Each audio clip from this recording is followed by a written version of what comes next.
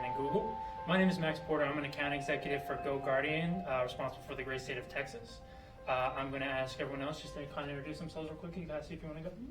I'm Cassie Caputo. I'm on the Google for Education team, and I'm a program manager in Texas.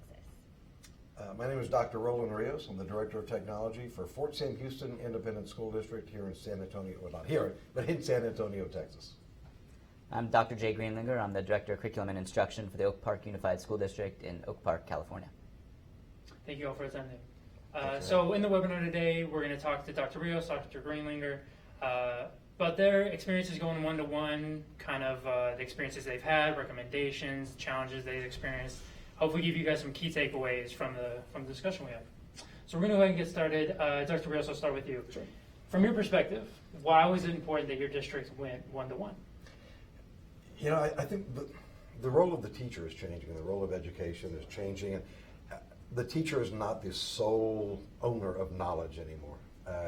Knowledge is everywhere. It's online. It's ubiquitous, and we felt a need to give our students access to that knowledge immediately. The quicker they can get hold of that information and infuse it into their learning, the better. And so not having everyone have access to that was going to be a problem. And we wanted a level playing field for all of our students. And so that was kind of our onus on going one-to-one at the very beginning, is making sure everyone had instant access to that instant technology that they're so used to. And Dr. Greenlinger? Yeah, I'd agree with Dr. Rios that I see this as really an equity issue, that students deserve the right to learn outside of the hours of 8 to 3. And the only way to do that effectively is to give them access to the content and the creative tools that they need to use when they want to learn or they want to create. Really, as Dr. Rios said, the role of the teacher has changed, but the role of the learner has changed. And taking the learning outside of school is a big part of going one-to-one.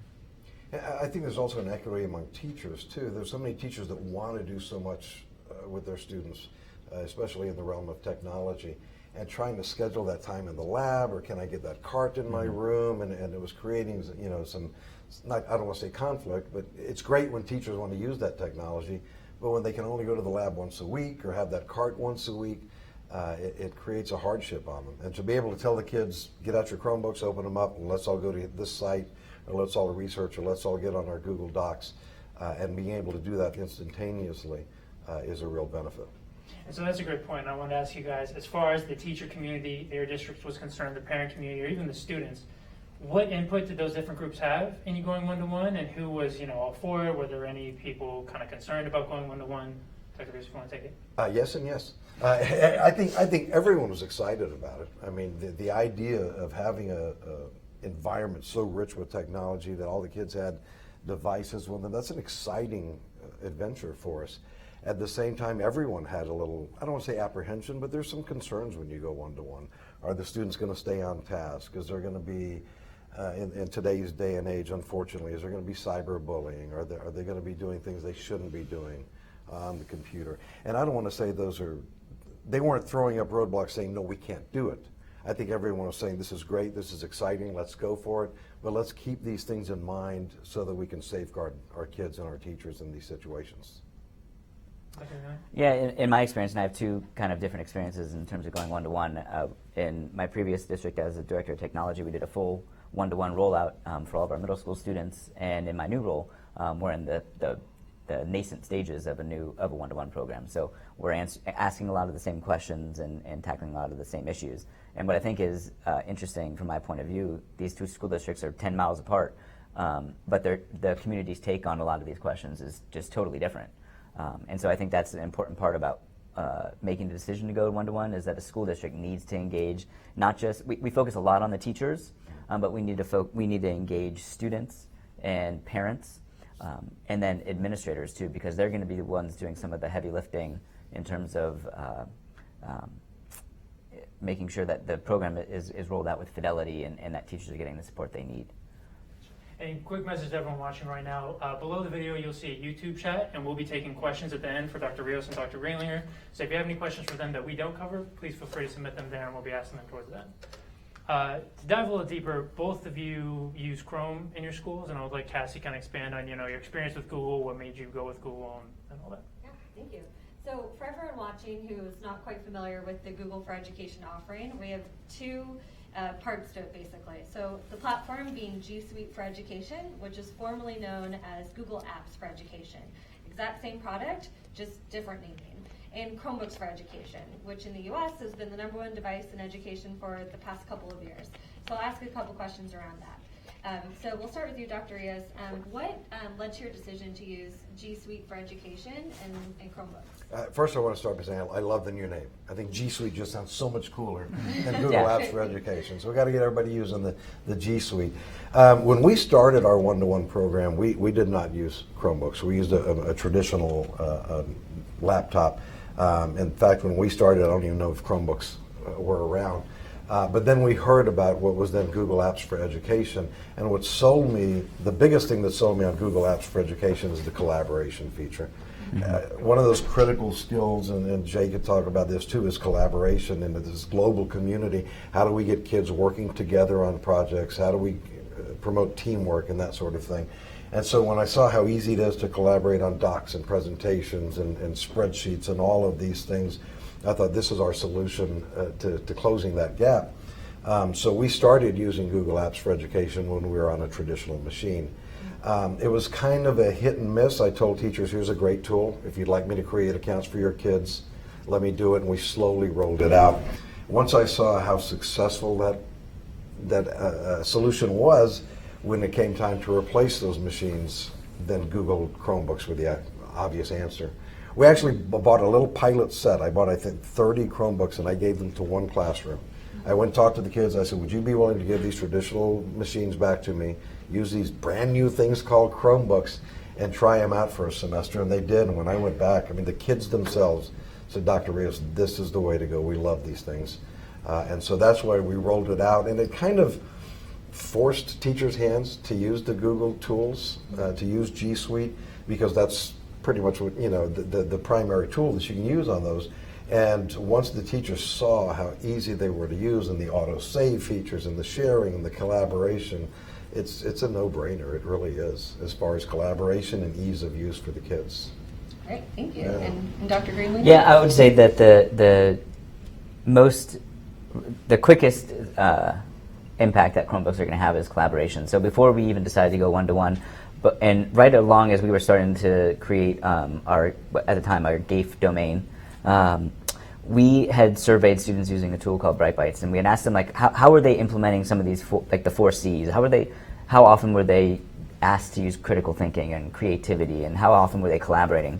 And our teachers told us that they were asking students to collaborate, let's just say, for the sake of argument, once a week. And our students were reporting that they were doing it 3, 4, 5 times a week.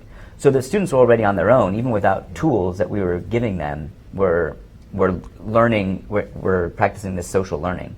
So we wanted to throw a little bit of gasoline on that fire and make sure that they had the tools and a manageable tools that we could help really structure that learning environment and that collaboration. The other attractive piece to G Suite is really based on instruction, and John Hattie is pretty much the foremost researcher on instructional strategies at work, right? And one of the strategies that has the most positive effect on learning is in-time feedback.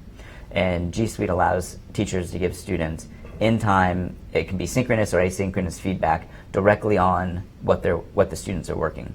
And the impact of that feedback is so dynamic and so instrumental to this kind of growth mindset of learning that we're seeing in schools these days. I want to jump on what Jay was talking about, social learning. I asked our kids one time, the teachers can offer feedback on their papers and such, and I said, do you guys ever peer edit without it being a requirement? Because sometimes an English teacher will say, before you hand it in, do a peer edit. And so I asked them, do you guys ever do it? And the response was overwhelmingly all the time.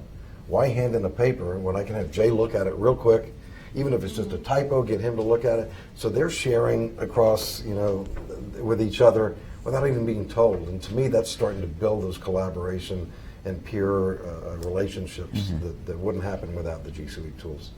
Great, and both of your districts were earlier adopters of G Suite and Chromebooks. So if there was any feedback or tips that you could offer to some of our districts watching today, what would be like a challenge you faced or just a best practice you can offer that you didn't anticipate at the time, if any? Yeah, I would say know what you want students to be doing and start with that. Don't make a decision to go one-to-one or select a device or a platform without first deciding and having a clear understanding across your whole school district of what you want students to be doing. Because if you're bought into, there are some tools that aren't going to work as well on a Chromebook, but and you have to know that and anticipate that. So if you are going to go one-to-one and you want students to be using another tool that doesn't work on a Chromebook, plan for that. And I think knowing what you want students to be doing and knowing what tools you need to have as part of kind of your repertoire of devices in a classroom, I think is the place to go, and not discover that, now we need to go in an additional direction, because that just slows down progress. Yeah. And I'd agree with everything Jay said. I would add to that, when you create, for those that haven't created a Google domain for their schools, is to understand the Google Administrative Console. There's a lot of things that you can do behind I call it behind the little magic curtain, like being the Wizard of Oz back there, pressing all kinds of buttons that can safeguard your kids or allow them to do certain things or not allow them to use certain tools. Make sure that you understand that well and that you set that up well to begin with, so that you keep your kids safe and that you make those tools as productive as they can be. And if you need help, you reach out to Google. They're always willing to help out, or call somebody like Jay or I that have been through this before and just say, can we sit with you? I've had districts come over to my office and we sit and we look at their Google administrative domain, and I just kind of tell them, here's the way we do things for our district. That's probably not the way Jay does things because it doesn't work for his kids, but it'll work for my kids. And so knowing at least the fundamentals of how to get that all set up so that it works seamlessly and well, that's a very important step. Great advice. Thank you guys. Sure. And I want to go back to something Jay said. So Jay, you were talking about instructional technology strategies, the different tools you use before you went one-to-one and kind of best practices. What EdTech resources do you use, and how do you stay updated in the industry to inform your decisions in the technology department?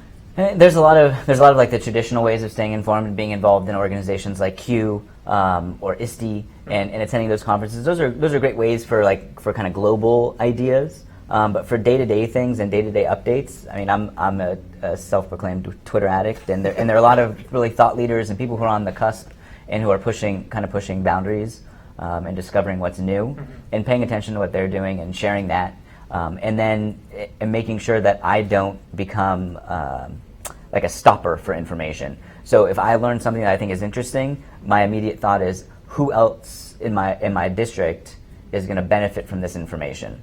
And it's not going to be all teachers, because if it's a tool that might be particular to a math teacher, how can I get this to the people who it's going to work for? And there's all the different communication tools, whether it's just a text message or an email or tweeting out and sharing examples. I think the availability and immediacy of information that comes with that professional learning network that's fueled by Twitter really keeps me connected and allows me to pass that information on with minimal delay.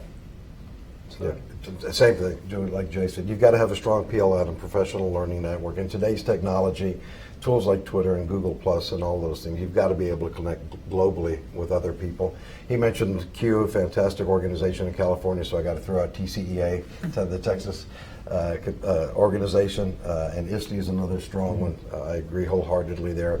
I spend almost every night before I go to bed, it's a ritual, I get on my Twitter feed and I just look what's out there, because we can't possibly hear of all these great tools popping up because they're popping up all the time. And the other thing that I would say is listen to your kids, listen to your students. Last week we held a Techapalooza Student Edition. It's our in-house technology conference run by our high school students for our high school students. We had 20 breakout sessions and the kids got to choose and I asked for proposals. I kind of treated it like a real conference, and the students had to submit a proposal to present. And 4 or 5 of the tools that they suggested I'd never heard of. And so it's exciting to hear from the kids what they're finding out there to stay abreast of what's going on. Right. So I kind of want to jump ahead a little bit and mention GoGuardian. So for those who are watching not familiar with GoGuardian, we are a monitoring, filtering, classroom management tool specifically for Chromebooks. basically doing everything from collecting data on where all the kids in your district spend their time to allowing the teachers to remote control the devices in class, those sorts of things. So essentially a Chrome management solution for K through 12. Both of you have used GoGuardian, and so I kind of want to skip ahead. After school does go one-to-one, and these Chromebooks are actually in front of the kids. They're in the classrooms, and the teachers now have to know how to use these things. What made you choose GoGuardian? What features in particular were important to you that stood out most? And how did you see other softwares that were similar, comparing other features? Kind of what was most important? Sure. And just to clarify for people that don't know, the big two big tools are GoGuardian for administrators, which gives guys like Jay and I that have that administrative control over the entire domain. But I'm imagining you want me to focus on GoGuardian for teachers, which GoGuardian for teachers allows teachers to see what's going on the Chromebooks on a daily basis. And I don't know if Jay may echo this, but to me, I always say that the best filter in any classroom is the teacher's 2 feet. Teachers got to be up, they've got to be around, they've got to be seeing what's going on with the computers, they've got to design engaging work that will keep the kids on task. If kids are going off task and going to all the websites, it may be because they don't find the task meaningful and they're not interested in what's going on in the classroom.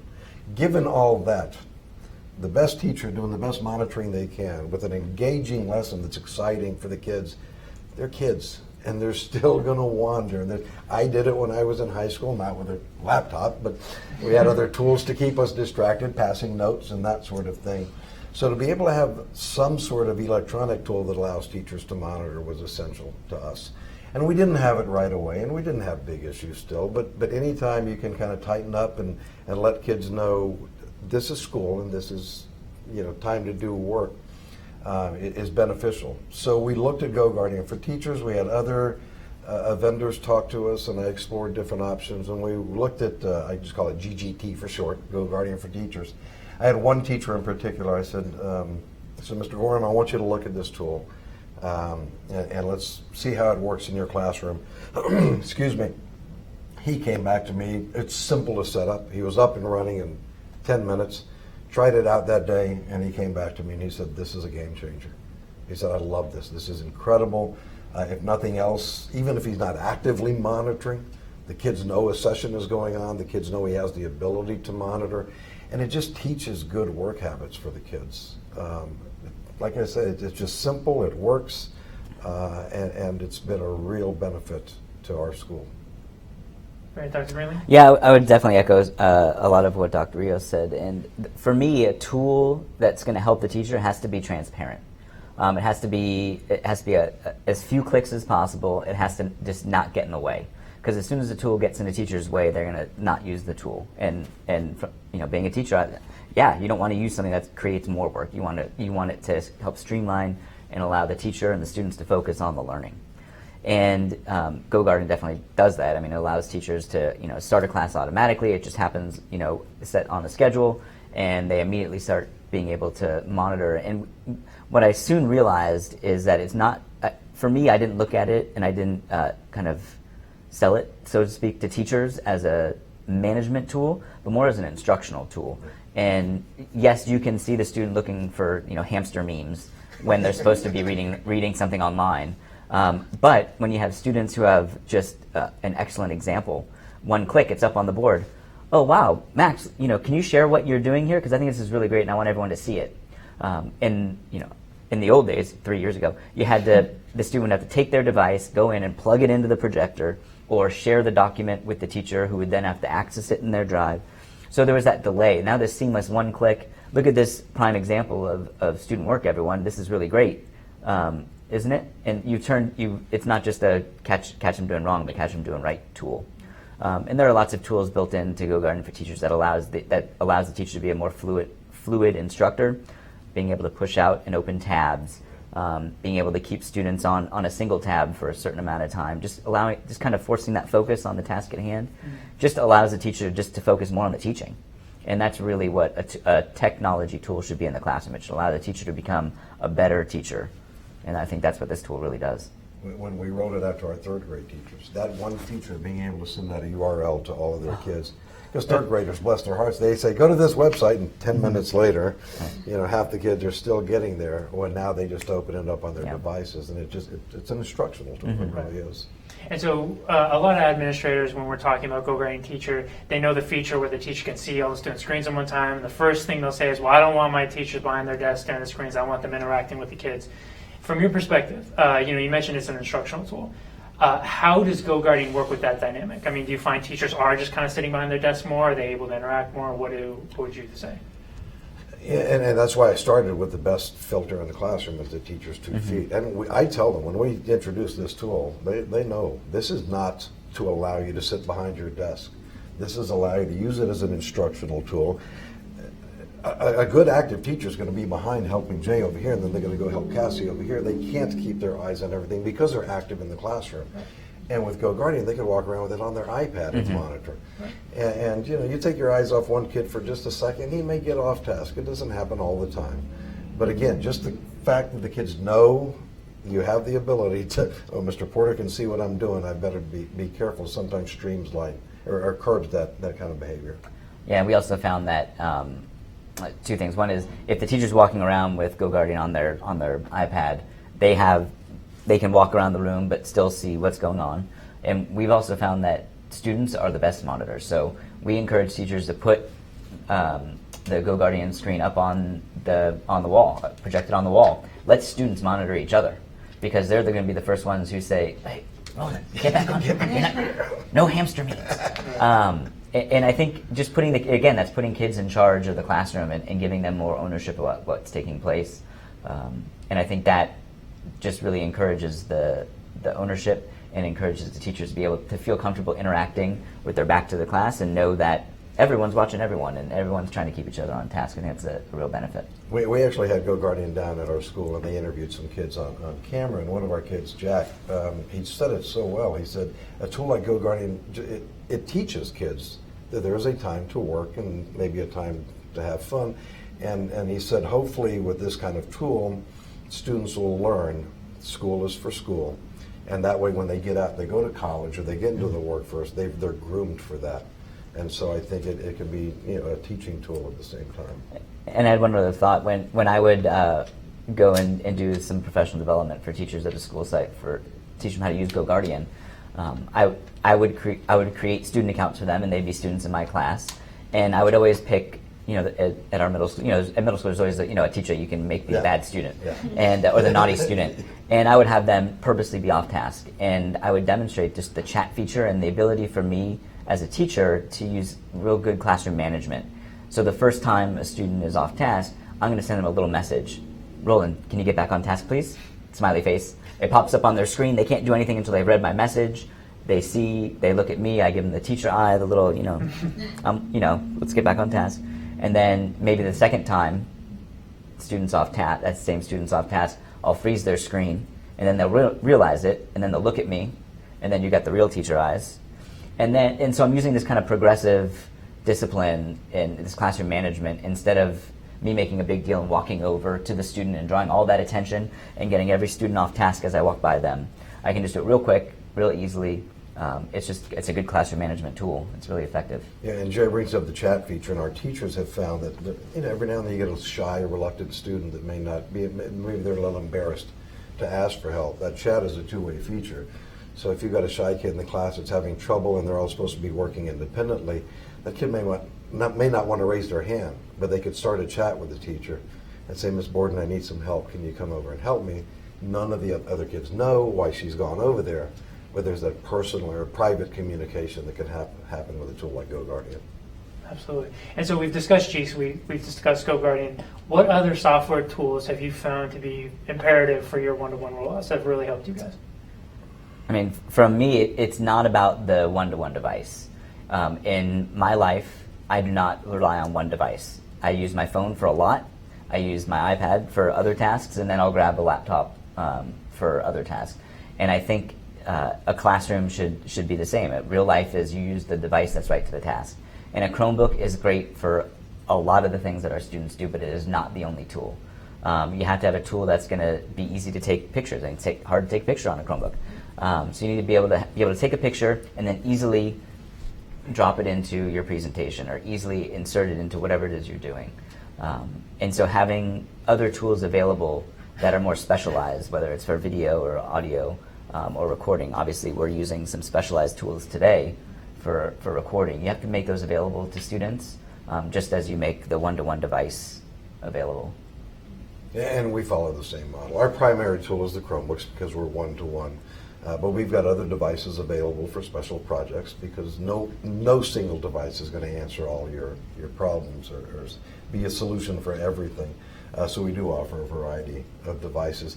But just going back to the Chromebook, the thing that I love most about the Chromebook is it is not about the technology. And to me, the reason is it works. It works so well and it works so easily that all of these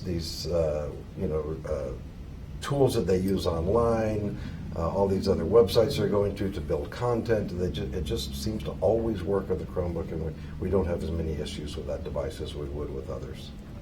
Great. No, it was great.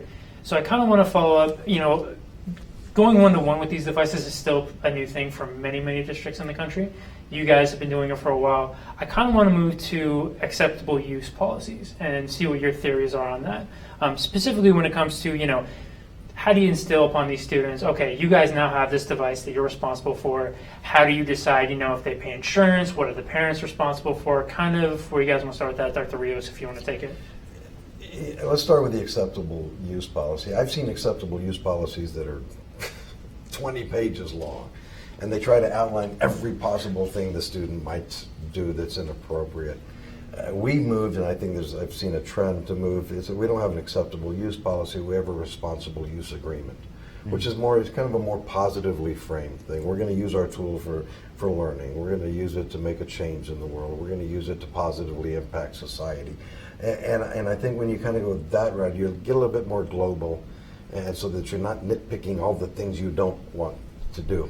My fear sometimes when you do that, don't do this, don't do that, the kids are going, oh, I didn't know I could do that. let me try it. Figure it out. So we've moved more to a responsible use agreement, and this is the way we're going to behave as good global digital citizens. And so we've kind of streamlined that process a lot. We do a lot of education on digital footprints and cyberbullying and following up on behavior online as well. Moving to the, how we handle the devices, because we're putting, several $100 devices in the hands of these kids, and there was some apprehension. Can we trust them? Are we going to get them back? What happens when they break? And we've tried just about every model there is. We had a third-party insurance solution at one time that was optional. The kids could buy the insurance if they wanted to. If not, then they had to pay for the replacement. We have since moved the Chromebooks that we buy now. We buy a 3-year extended warranty, and we buy the accidental damage for the kids. So even if they crack the screen, it's covered. They turn in the computer. We make them pay a $30 handling fee. And one, because it takes some time out of the secretary who gets these things turned in, and I've got to go pick them up, then my technician calls it in, and there's got to be some kind of little slap on the wrist to make sure they take care of them. We've never had any issue. For the most part, the kids take really good care of it because they're proud to have them. You mentioned earlier, not every school is one-to-one. And when we say, hey, man, we were one of the first ones with these Chromebooks, and we get visitors all the time to come look at we're proud of what we're doing. And I think the kids are proud of the fact that they have these, and they've got a real sense of ownership, and they take good care of them. So people that are afraid, are they going to break, they're going to lose them? Yeah, they're going to break, and they're going to lose them. It's going to happen. There's no magic answer to that. But how you deal with it, and if you just say they're going to break them, lose them, let's not do it at all, the percentage of things that get broken and lost is minuscule compared to the wonderful benefits you get from a program like this. Yeah, and I'll answer the questions backwards just to piggyback on some of what Dr. Rios was saying. When we first started rolling out our one-to-one plans, a lot of the worries were those, they're going to break the devices. Yep, they sure are. And some of it's going to be because they're 13, and 13-year-olds not always make the best decisions. So, but sometimes it's going to be an accident, like they're going to drop it. And for the teachers who would say that, I would say, have you ever dropped your phone? Have you ever dropped your district issue iPad? I know you have because I replaced it. So those kinds of things happen, and we can't let that be an obstacle to moving forward and doing what's right for kids. In Pleasant Valley, when we went to one-to-one, we opted for a self-insurance program. So parents had the option to pay in, it was a $20 premium for the year, and it covered everything up to a full replacement of the Chromebook. And we had provided a mouse, a charger, headphones, a hard case, a soft case, and the Chromebook. And if any of those things got messed up or broken, or the zipper on the little satchel didn't work, we would replace it, no questions asked. And we ended up replacing less than 1% of the devices total. And for me, I mean, with my own children, I have 4 kids at home, and they have a lot of toys and a lot of books, and the things that they love the most, they clean up, they take care of. They get upset when the page on their favorite book gets bent because they care about it. And if the device is, if the kids look at the device as a cherished learning tool, they're going to take absolute care of it, and they are going to be persnickety, and they're going to clean it, and they're going to not let anyone put drinks next to it. They're going to take ownership over it. And then to get to the AUP, I don't know. I sometimes get in heated debates with other tech directors about this, but I don't understand. I know we have to have an AUP, and in California, I mean, our ed code says we have to, but I don't have a acceptable playground use policy. Textbook acceptable. Yeah, we don't have the students sign off that they're not going to push on the swings, and they're not going to skip line in the handball courts, and they're not going to throw food in the cafeteria. We create this culture of respect and this culture of what are you doing to make the world a better place? How is what you're doing showing compassion? If it's not, then change what you're doing. And so we treat, for some reason we have it in our heads that we have to treat the technology different because it costs money. And I don't look at any of this as like digital citizenship or something separate. It's just what environment are you creating for children? If it's an environment of compassion and respect and learning, then the right behaviors and the desired behaviors will come out of that, and then you deal with students who don't make good decisions in the appropriate ways, just like we would on the playground. And I don't want to treat the Chromebook any differently than I do the tetherball, because I think it's just where kids interact. And so while we do have to have an AUP that outlines what they can and can't do, I think it needs to be more focused on I will, instead of I won't. And that's just how I frame my work with kids in general, is in that positive kind of growth mindset. I think we need to trust kids more. I may trust kids to a fault. I don't know. Oh. A kid walks into my office. Guilty as charged. Yeah. Can I borrow your $600 35 or DSLR camera, Dr. Ridley? Yeah, here. Bring it back by the end of the day. That's just me. But I do trust them. I want to go back to something Jay said about kids will take care of what they love. And so there's a lot of schools that'll give a kid a Chrome. They may go one-to-one. And then they lock the device down so hard. Mm-hmm. You can't change the background. You can't change the wallpaper. You can't change your theme. You can't put any labels on your computer. You can't put anything on your... So everyone's device looks exactly the same. There's no personalization in that. There's no real ownership. Mm-hmm. So we do let our kids to some extent, they can change the wallpaper. They can choose a different theme for their Chrome browser. We have Snap-on covers, little plastic covers that go over our Chromebooks. Well, we don't want stickers on them because they're kind of hard to remove. They can slide a piece of paper under there, put stickers on that, or slide pictures under the Snap-on hardcover. It's got to be their own. They've got to have that sense of ownership to it. And if you lock them down so hard that they can't do anything, then it's the school's device that they get to take home. It's not their own. And so it seems like a lot of what we're talking about surrounds the idea of digital citizenship, where you're trying to instill upon these kids the responsibility that comes with all this technology they have access to. Outside of what you guys have talked about, have you found the need to have, let's say, specific, conferences with the kids or with the teachers, or make it a recurring kind of educational thing? So once a week, y'all get together, you talk about how the proper way to handle your devices are, proper things to do online. Have you found the need to have any extra education as far as that's concerned?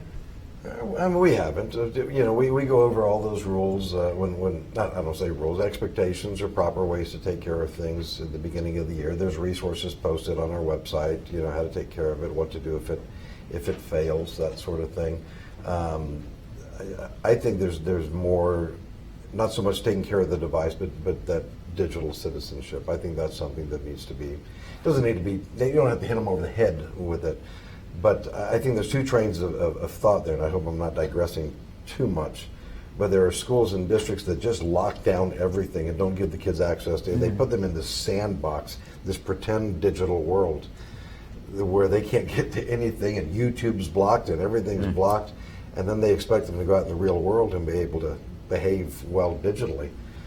That's not my train of thought. We need we still need to be careful. We need to build walls around certain things that are out there that are inappropriate for kids.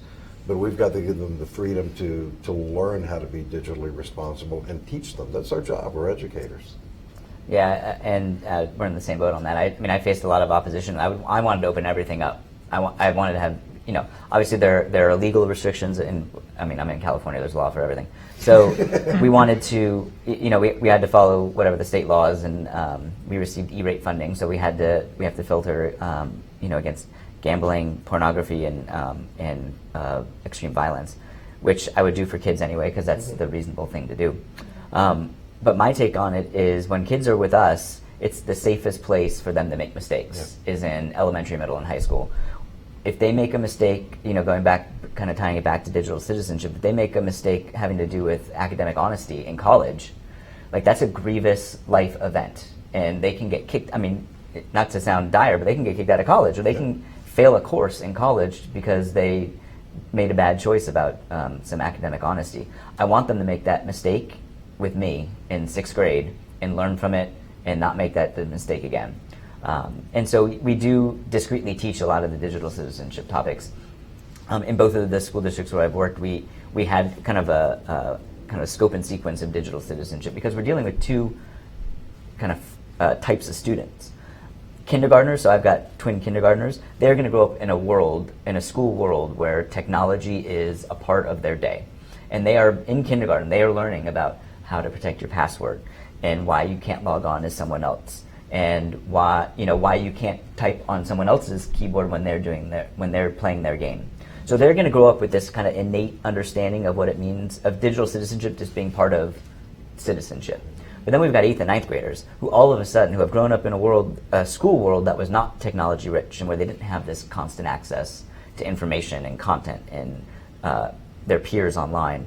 And we have to kind of teach some of these topics so that we can avoid some of the mistakes that teenagers are going to make. So we do have to discreetly teach quite a few of those digital citizenship topics. And we do so with purpose and tied into the things that they're doing in the classroom.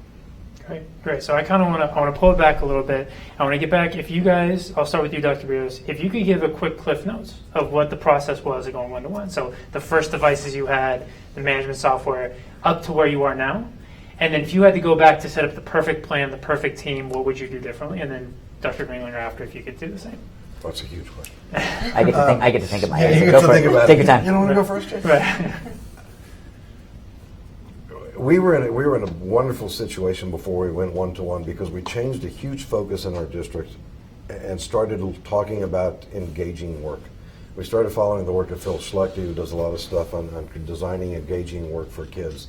And to me, when we started that shift, and what do we do to design work that kids are interested in, and what can we do as teachers to tap into their interest and give them authentic audiences and that sort of thing, and how do we build almost kind of a PBL, how do we build projects to tie them in?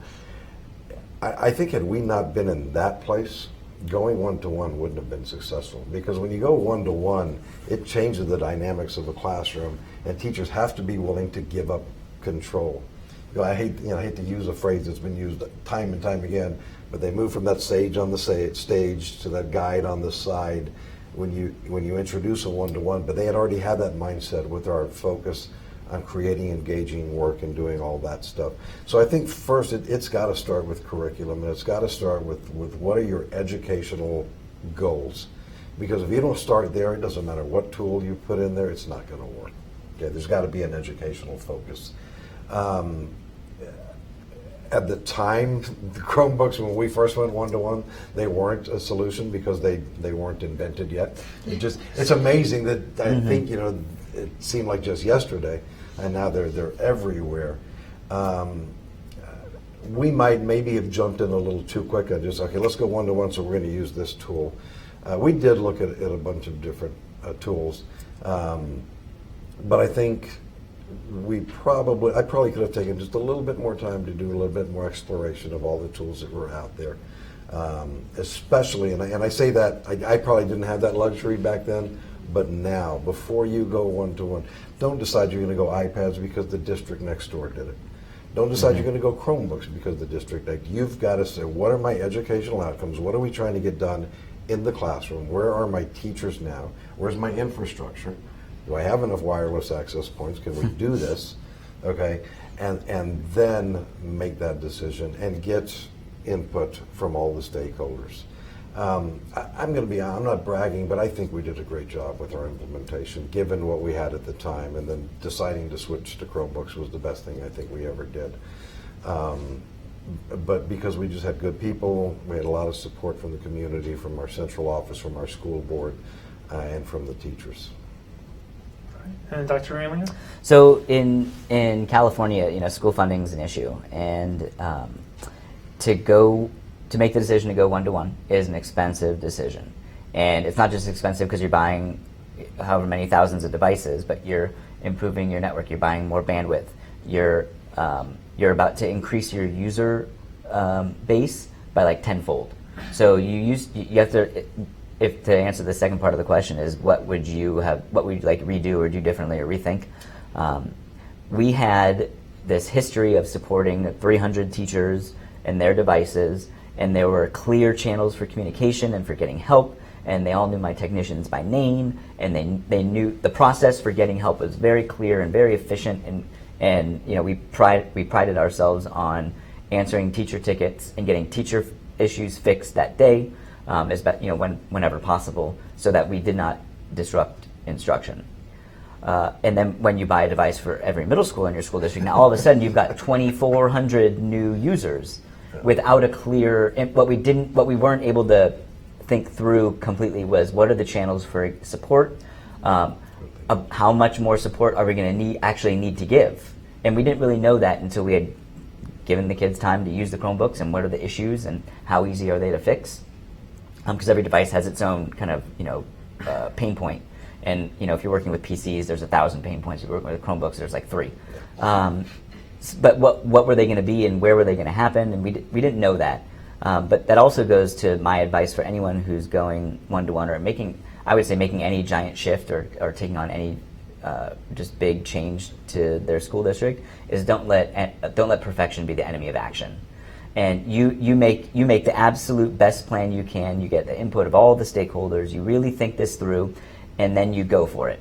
And then you know that there's going to be hiccups. Mm-hmm. You know something's not going to go the way that it's not going to go perfectly. And then you're going to learn from that, and it's not going to happen again.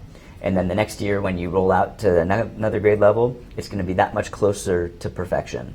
And you just keep getting a little bit better.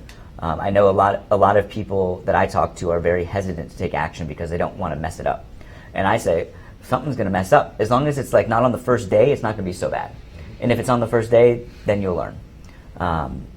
But I think that's an important piece. And as far as our story of going one-to-one, like I said, I was able to take a district from technology that was like reminiscent of the 1980s, maybe a computer lab and a PC or here or there, to a one-to-one environment with a bank of tablets in every classroom. We really made a lot of progress really quickly. And while I say you have to start with instruction, you always have to know exactly what you're going to do. Sometimes you just have to make a big decision and a risky decision and move forward at the same time and kind of plan and forecast at the same time, because that's the only way to really make change. Incremental change sometimes takes too long, and you have to kind of give people an impetus to start finding those innovative practices. And so now where I am, we're a technology-rich district. You go walk into a classroom and there's kids on tablets and there's kids on high-powered PCs, and there's a lot of Chromebooks and laptops available to them. But even this taking the shift to one-to-one and how is that going to change instruction is something we have to really think through. So no matter where you are, you really have to just engage everyone in this process and ask those, what are we trying to accomplish here? If everyone can answer that question, then you're going to have a successful implementation, and you'll find the right answers for your questions.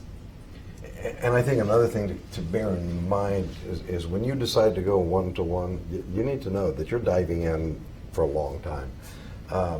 there's going to be hiccups and things aren't going to work, but eventually things are going to start clicking. The teachers are going to love it. Your community is going to love it. We're 1-to-1 now, 3rd through 12th grade. There's no going back. We've got to, and now we've got great support from our school board and our chief financial officer, and so we've got a replacement cycle. It's all built in annually to every budget. If there ever came a day when I just told my teachers, staff, and community, you know what, this ain't working. It's too much work. We're not going to be 1-to-1. I'd be out of a job probably. Just know that when you get into it and it's successful, it's just now it's part of your culture. It's part of the fiber of your educational institution, and you're going to be 1-to-1 from then on. And so you guys were talking about stakeholders and getting buy-in from different members of your districts. In your individual processes, whose buy-in did you need most that made the process easier, if there was anyone? I don't know if buy-in is really the way. I don't know if there's not many people that I've worked with that would argue that we should give less technology and access to students. I don't know if it's the buy-in. I think it's my concerns are, or my hopes and dreams for my students are, and to integrate that in, and then you get people to buy in because they feel that their needs are being reflected in this big plan. If it was the J's 1-to-1 plan, it would work really well for me or for what I would envision in my classroom. But I've got 300 teachers who have their individual classrooms, and I want to make sure that we're providing a program and providing tools that are going to meet their needs. And parents have a lot of concerns when you give their child a device, especially if they've never had one. And you have to be able to give them the peace of mind that when they're at school, we're watching them just like we do on the playground or in the classroom. And we can say when we're using GoGuardian and when they're at home. So whenever they're using their device, they're at school, in my mind. And so their behavior, their needs, their safety becomes the school district's responsibility. And then when you say that, then you start thinking, then you get principals who say, whoa, so that means that when I get the notification at 10 o'clock at night that, Roland's looking at a website he shouldn't be looking at, I have to act on it right then and there? No, but you have to act on it. And when he comes into school the next day, the first period is I'm pulling Roland out of class and saying, so, doing some interesting research last night, huh? 99 times out of 100, that interaction right there, that's the last time I'll ever have to worry about Roland misusing his device, because he knows that just like when he's at school, I'm watching out for his safety. To me, there's two different levels of buy-in. One is, as Jay mentioned, that it's an expensive endeavor. Even with the price of Chromebooks now, when you look at it, it's astronomically low compared to what computers used to cost. And so you're able to equip a lot of students with great devices for relatively cheap, but it's still an expensive endeavor. So that buy-in, you've got to get your school board and your superintendent and your chief financial officer on board so they see the benefits of it. But again, if you tie it all to educational outcomes, student engagement, that's not that hard.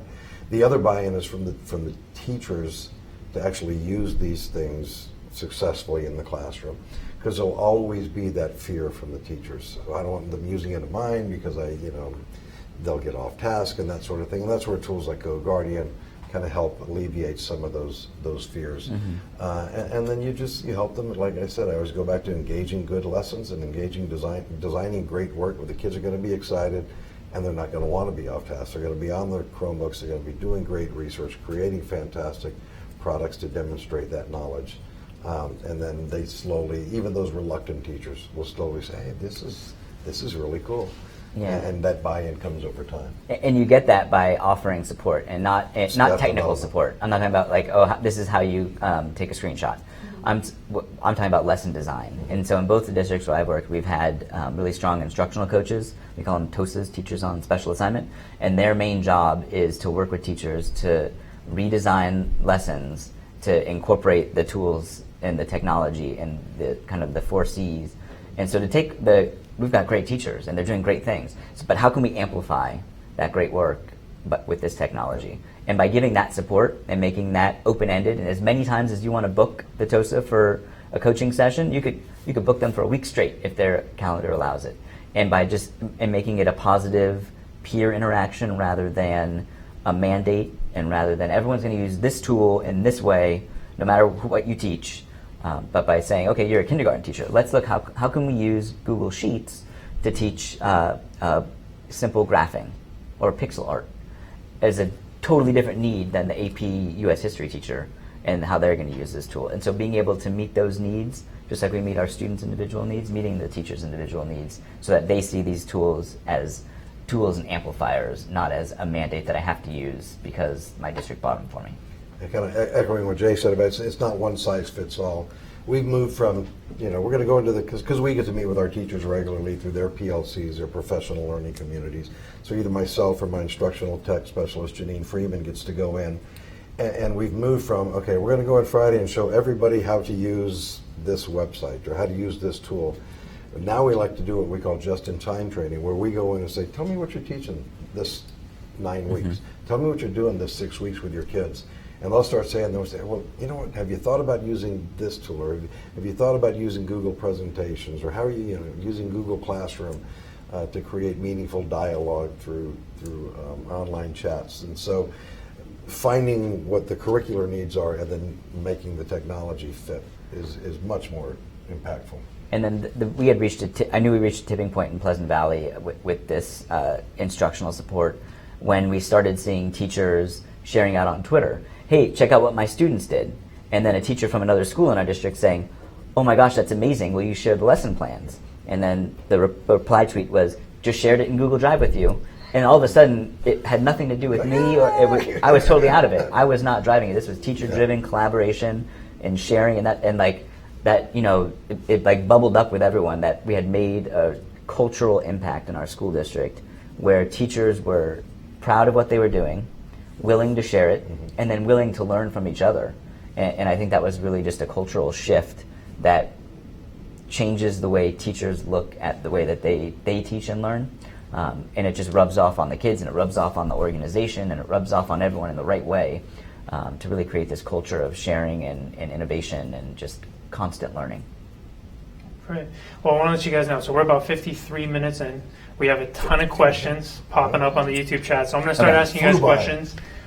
If you guys, when asking the questions, just be as specific as you can with your experience, and we'll just try and run through some of these. So first one we got is from Chris Armijo.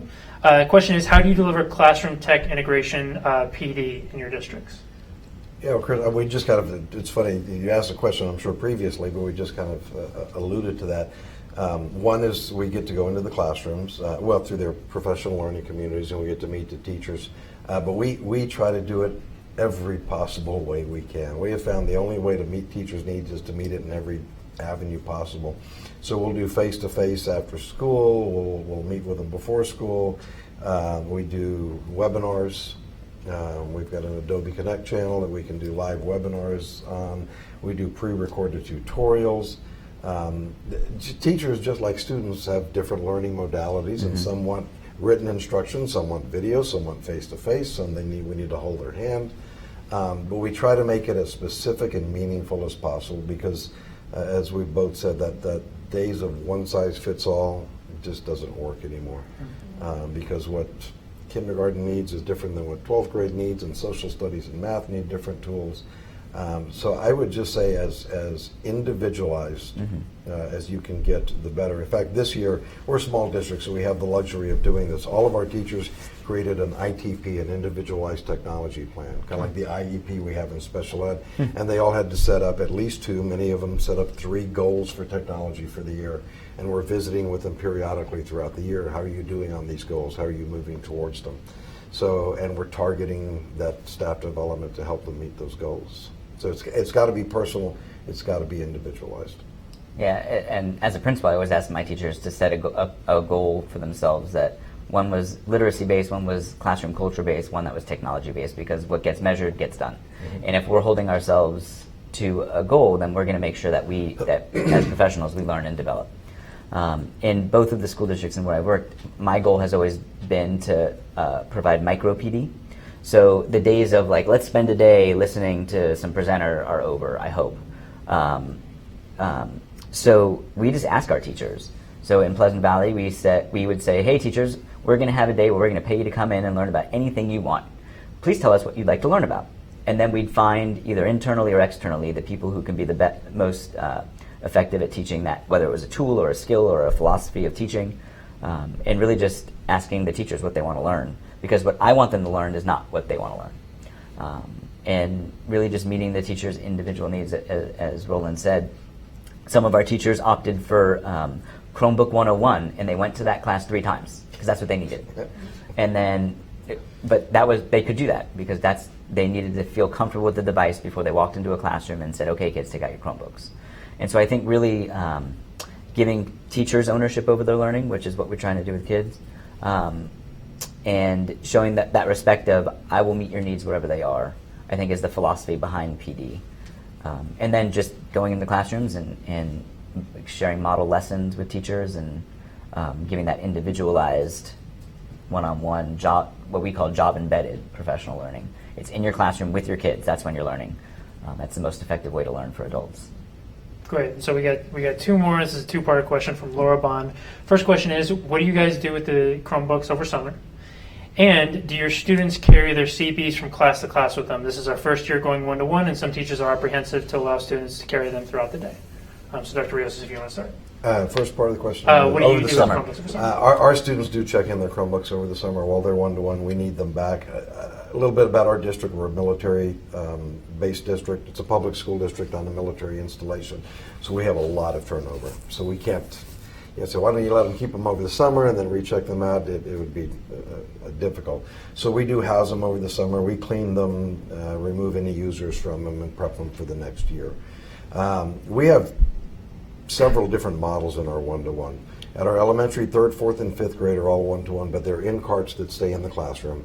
But when little Cassie comes in, she gets Chromebook number 1 every day. She has her wallpaper. She has it prettied up the way she wants to.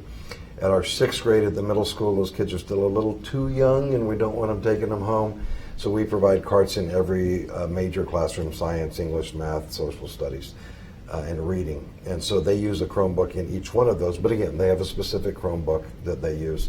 7th through 12th grade, they take them home. Once we issue them, I don't get them back until the end of the year. So they do take them home, and we provide the Chromebook with a snap-on protective case inside a protective neoprene case. So we try to give them as much physical protection as we can. Yeah, I mean, my answer would be pretty much the same as Roland's. Got it. Great. And then this is specific to GoGuardian. Chris Skinner's asking, what's your favorite GoGuardian administrative feature? Administrative feature? Yeah. For me, I always like seeing the big picture of like where have students been online. And I would share this out on a weekly basis with our school board, and because I wanted to show evidence that these are not toys, they are tools for learning. And so we started, at first we saw students were going all over the place, and then we started seeing the amount of time they were spending in Drive and the amount of files that were being shared. And to me, that was evidence of students creating, that was evidence of students collaborating, and it was just hard evidence that was where our students were going. They weren't spending hours and hours on YouTube, and then we could compare it to what they were doing during school and after school. And even after school, they're learning. They're on our, we can see when we have all these different online content providers, students are there and they're reading books in our digital library, or they're watching instructional videos from their science class. And so that was great evidence for us. That was the tool I liked the most, because it was proof that we were making a difference in student learning and what students chose to do with these devices. It's the same with me. I mean, I actually had a teacher that said, and he's a lunchroom monitor as part of his extra duty, and he said, doctor, all they do is play games. I'm like, you're watching them during lunch. And I brought up, and I said, let's give them a little break. It's their time. Mm-hmm. But I brought up that administrative dashboard and with the pie chart, and I said, look, this big piece of the pie, that's Google Drive. Mm-hmm. And that's where they need to be, and that's what they're doing. And so it's great to be able to support our efforts that way. So for the 15 minutes of nutrition, if they're playing that Agario game, you know what? They need a brain break, and they exactly. Yeah. So we got a very specific question. Would the presenters be willing to share the responsible use agreements for those watching? Look me up on Twitter at Dr. Rios. Just shoot me a personal message or email me at rrios@fshisd.net. Yeah, and for the Pleasant Valley School District, all the documentation we have for our one-to-one is on the website. So it's pvsd.k12.ca.us, And if you go into programs, I think it's called one-to-one learning, you'll see our student acceptable use, our student Chromebook responsibility form, and our insurance form. So we share those out ahead of time with families so that they knew what to expect. And another question I have, it's actually two different people watching asked this question. Did you guys mention that the teachers have different devices than the students? In our school, they do. Okay. Because we have some very specific software that the teachers run with our interactive whiteboards and that sort of thing, they have a traditional Windows machine. Now, if our teachers want a Chromebook, that's kind of how we repurpose some of the Chromebooks once they're out of life. The great thing about Chromebooks, and Jay and I were talking about this, boy, these Chromebooks last forever. They may not physically hold up, they may have some little nicks and cracks, but if they can turn on, they're just as fast as the day we bought them, which is great. So we repurpose some of those machines, and if a teacher wants a Chromebook, because they're easy, they're light, they travel, so we have probably about maybe over half of our teachers have a Chromebook device as well. Got it. Yeah, in my former district, teachers had a PC laptop, an iPad, and they could have a Chromebook if they want. All they have to do is ask and they could get a Chromebook. Yeah. And then in the one-to-one program that we're building right now, my intention would be to make sure that teachers have the same device, because it's important for them to see what does it look like as a student. They all have MacBooks right now, but it would be important for them to also have the Chromebook devices. Next question. How did you organize your planning implementation committee work at the district level? For the, I guess she means for the implementation. Right, for the implementation. One-to-one. I think Jay and I are both lucky. We come from fairly small school districts, and so while I understand the need for levels of bureaucracy when you get into these large districts, and it's a necessity, I'm blessed that I didn't have that. So I basically met with my superintendent and said, this is really, I think, what we need to do. And I do have a technology committee, and so we met. We were all on board. We presented it to our school board, and things happen. I'm blessed. I say it every day. The district that I work with, I am so blessed that when we have something that is in the best interest of the kids and is going to work for kids, it happens very quickly. So we went from nothing to let's get them into the hands next school year, and it was a fast turnaround. Yeah, and as we developed the plan in Pleasant Valley, we made sure that plan went through a lot of iterations, because it went to the principals, and the principal said, well, can we tweak that and handle that at the school site and that at the district? And then we'd take it to the curriculum council, and I said, well, let's consider this. And then we took it to the PTA council, and the parents would say, well, what about this? And so all of these different groups with all these different kind of areas of focus were giving small tweaks and input that would allow our program to be as close to perfect as possible. And then as we're building this program now in Oak Park, it's the same thing. We're having these discussions in the principals group, with the parent group, in curriculum council, and our technology committee, where all of these groups of people are having input on the formulation of the plan. One, that allows the plan to be just more watertight. But two, everyone then has ownership. So all the people who have been providing input to this plan now feel like they are responsible for making it successful, as opposed to it being, Jay wants everyone to go one-to-one, and that's a district mandate.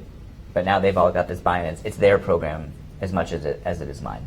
And I would say, if you're in a big district and you're facing some of the bureaucratic red tape, and how are we going to get buy-in, how are we going to do this, one-to-one doesn't have to start huge. Yeah. Put it in one classroom, put it in one school, one high school, one grade level, one wing, however you want to do it, because once people see success, like I said, we're one-to-one 3 through 12. We didn't start that way. We started 9 through 12. And once we saw that success, then it's easy to proliferate that through the other grade levels. So start small if you have to. It'll grow quickly. And to that point, last night, my school board in Oak Park Unified approved our pilot for one-to-one. So at one school and one grade level, we're giving all the kids devices, and the point is, we're going to find all of the great things and all of the not great things, and we're going to learn from it so that we can extrapolate that out to 4 grade levels, hopefully, and very quickly. Well, guys, I think we're down to our very last question for the day. Basically, we would just like to know, what was your favorite result of going one-to-one? What was your favorite success story? Wow. I'm going to get emotional, so I'm going to apologize right away. I mentioned earlier that we're a military school district, and so we talked about, you have to decide how you're going to open up and what you're going to leave open. In my school district, my students can share documents outside the domain. There's many schools that say you can't. You can only share with other students. The reason I did that is because, in a military district, a lot of our kids, their parents aren't here. We've got parents in Iraq and Afghanistan, and mom or dad are missing out on that part of their children's education. So when all these kids have these devices and can say, Dad, I need help with my homework. And Dad's in overseas. Yeah. You get it. It's a great success story to see that they can include that parent who's not there physically in the learning process while they're serving our country. It's a great success. We And have the a case parents. study about that on our site too, Yeah. right under district. Yeah. It's a great So, story. Sorry to get emotional, but it means a lot to me. So, I mean, and that's just, you can take that and apply it anywhere. Separated parents, anybody, just that collaboration piece, giving these kids a global audience, it makes all the difference in the world. So. Yeah, and we had similar experiences in Pleasant Valley with 2 naval bases, where that type of sharing that otherwise parents would miss out on it. You can't put a value on that. But I think one of our favorite stories is we had students who were, as part of the writing process, right? A big part of our writing program is when you publish. So we're very adamant about writing for an authentic audience, right? It used to be you'd write a paper for your teacher. Now our students are writing for their peers, for their parents, for the world. And we have, in Pleasant Valley, we had an online online library where students could check out whatever books, whether it was the Harry Potter books or whatever books they wanted to read, they could check out online, read on their devices. And we would periodically report out what the top 10 books in our library were. And there was the ones you would expect, the Captain Underpants and those types of books. But there was this one that was all about Minecraft. And I had done all the purchasing for the library, and I knew we had bought Minecraft books, just something didn't look right. So I went into the library, logged in with my account, and I checked it out. And the number 1 book that had been checked out in the course of a year was written by a 3rd grade student. Wow. That was How to Play Minecraft, and they had created this book, published it, and published it to our library. And hundreds of kids from our school district have been checking this book out and reading. And it really underlined the importance of allowing students to take ownership and to create for authentic reasons. And if that child in 3rd grade is publishing a book that hundreds of her peers want to check out, I can only imagine what she's going to be writing when she's 25 and what impact that can have on the world. So that's my story. Great. Well, thank you guys so much for doing this. Your knowledge and your experience is invaluable to us and everybody watching, so thank you so much for your time. Thanks, man. Thanks for having us. Thanks, everybody, for watching.